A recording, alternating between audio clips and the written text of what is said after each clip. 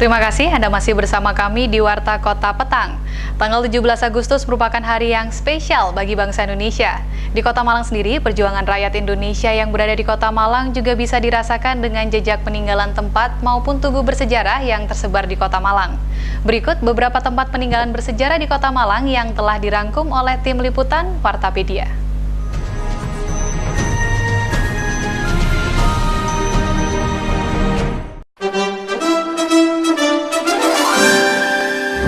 Hai pemirsa Wartapedia dimanapun Anda berada. Bertemu lagi dengan Wartapedia yang akan menambah wawasan Anda, tentunya informasi yang akan kami bawakan dari Malang Raya hingga dunia. Pemirsa, setiap tanggal 17 Agustus, bangsa Indonesia merayakan Hari Kemerdekaan setiap tahunnya. Banyak cara merayakan Hari Kemerdekaan bangsa Indonesia tersebut, seperti mengadakan lomba tradisional, hingga berkunjung ke tempat bersejarah yang akan mengingat kembali perjuangan para pahlawan untuk memperebutkan kemerdekaan dari tangan penjajah. Tapi tahukah Anda tentang sejarah perjuangan yang pernah terjadi di Kota Malang? Tetap saksikan Wartapedia spesial Hari Kemerdekaan. Dahulu Malang adalah satu-satunya tempat pertahanan dan juga sebagai kunci pertahanan Jawa Timur. Belanda pernah berkata, jika ingin menaklukkan Jawa Timur, taklukkan dulu Kota Malang. Begitulah ungkapan Belanda pada waktu itu karena terlalu spesialnya Kota Malang ini. Setahun setelah kemerdekaan Indonesia, tepatnya 17 Agustus 1946, masyarakat Malang mendesak untuk merubah struktur pemerintahan daerahnya dengan menjadikan orang Indonesia sebagai pimpinannya. Bersamaan dengan itu diletakkannya batu pertama pertanda dibangunnya monumen tugu yang ditandatangani dan diresmikan oleh Soekarno dan A.G. Suroto. Namun pada tahun 1948 terjadi agresi militer Belanda I yang menghancurkan monumen tugu tersebut sebagai bentuk kekesalan Belanda atas kegigihan arek-arek Malang. Dan pada tahun 1953, pemerintah Malang kembali membangun monumen tugu dan diresmikan kembali oleh Presiden RI yaitu Insinyur Soekarno. Sementara untuk Balai Kota Malang sendiri dibangun pada tahun 1929, lebih tepatnya pada tanggal 14 Februari 1927. Diputuskan oleh Dewan Perwakilan agar rancangan yang dianggap terbaik dapat diwujudkan dengan berbagai perubahan yang diusulkan oleh juri. Sebelumnya, telah diadakan sayembara desain Balai Kota Malang, dan ternyata tidak ada yang terpilih. Keputusan jatuh pada rancangan H.V. Horn dari Semarang dengan moto For the Burger Fund Malang, yang berarti untuk warga Malang. Pekerjaan pembangunan Balai Kota tersebut dilaksanakan oleh pihak kota sendiri pada 1927 hingga 1929 dengan biaya saat itu sebesar 287.000 gulden Belanda. Pada bulan November 1929, gedung tersebut pertama kali dipakai oleh pengganti H.I. Besmaker, yaitu Insinyur E.A. Voornemen.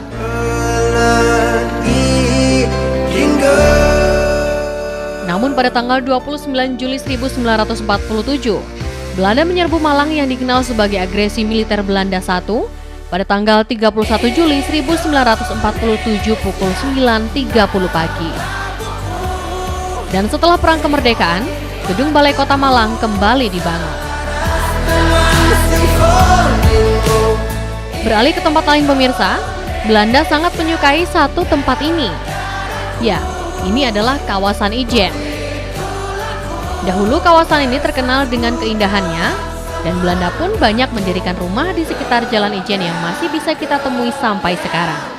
Walaupun beberapa sudah beralih ke pemukiman modern.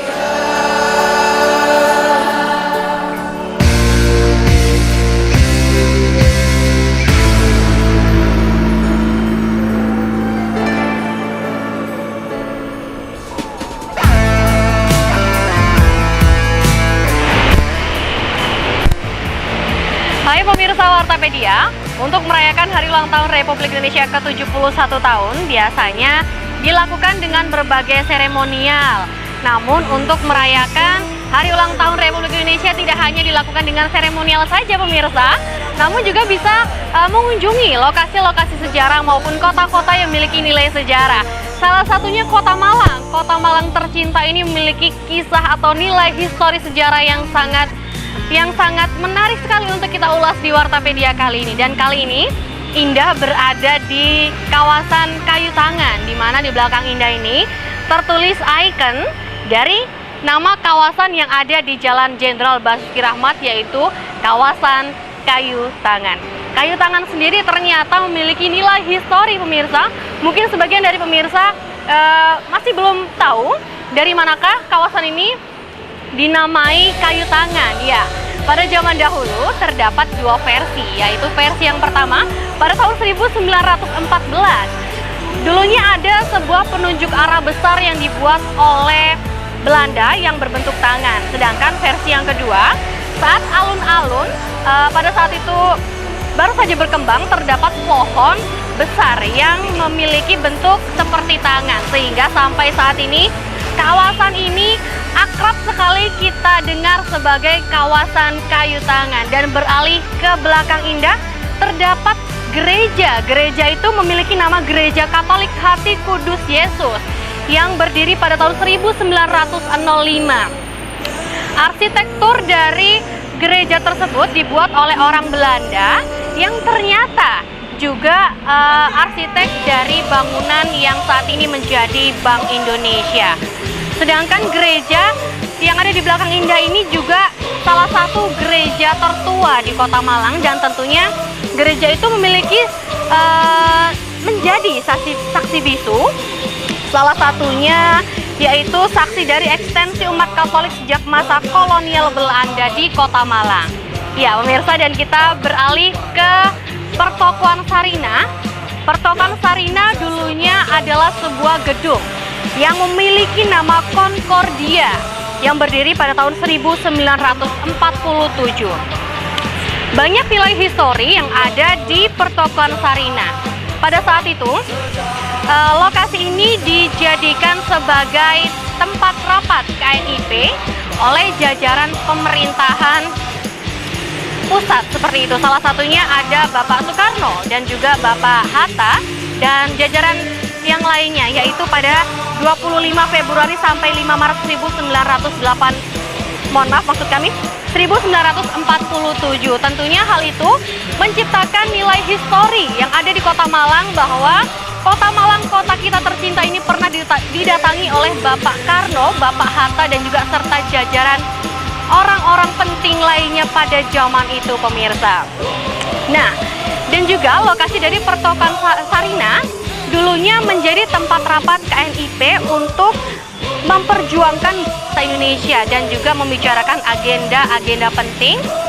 Dan tidak hanya itu saja, untuk mengenang rapat tersebut pada tahun 1992 adanya monumen yang dibangun, yaitu monumen KNIP di Sarina yang saat ini dirubah menjadi ikon bernama Sarina. Seperti itu pemirsa. Kita beralih ke alun-alun Kota Malang. Alun-alun Kota Malang ini memiliki nama dari bahasa Belanda yang memiliki arti lapangan terbuka, dan tentunya alun-alun Kota Malang ini merupakan jantung dan tentunya ikon penting yang ada di Kota Malang. Alun-alun sendiri berdiri pada tahun 1882 dan tujuan dibangunnya dari alun-alun ini adalah sebagai pusat kontrol Belanda untuk kegiatan produksi ekonomi. Sedangkan cerita unik dari alun-alun Kota Malang ini pemirsa, alun-alun dipandang sebagai pusat kota oleh Belanda, dan hal itu secara tidak langsung menjadikan alun-alun dijadikan di sekitaran alun-alun untuk pemukiman yang juga menyesuaikan kondisi. Maksud saya yaitu untuk orang Eropa pada saat itu membangun pemukiman di sebelah barat daya alun-alun yang kini memiliki nama Talun, Tongan, dan Sawahan. Sedangkan untuk orang Cina membangun pemukiman di sebelah tenggara yang saat ini memiliki nama Pecinan. Dan untuk orang Arab sendiri membangun pemukimannya yang terletak di belakang Masjid Jami dan saat ini memiliki nama Kauman dan juga Embong Arab. Sedangkan untuk orang-orang pribumi sendiri pada saat itu mendirikan bangunan di daerah Kebalen, Temanggungan, dan juga Jodipan. Dan ada satu lagi ikon dari Kota Malang yang sangat penting bagi kita semua, yaitu adalah Masjid Jami. Masjid Jami ini berdiri sangat megah dan juga menjadi salah satu tujuan dari para wisatawan yang ingin berkunjung langsung dan ingin mengetahui apa-apa saja yang dimiliki oleh Kota Malang. Nah pemirsa, mungkin itu saja sedikit yang dapat saya ceritakan tentang informasi sejarah yang ada di Kota Malang tercinta. Selamat Hari Kemerdekaan Indonesia. Semoga di 71 tahun ini seluruh rakyat Indonesia benar-benar merasakan arti kemerdekaan yang sesungguhnya.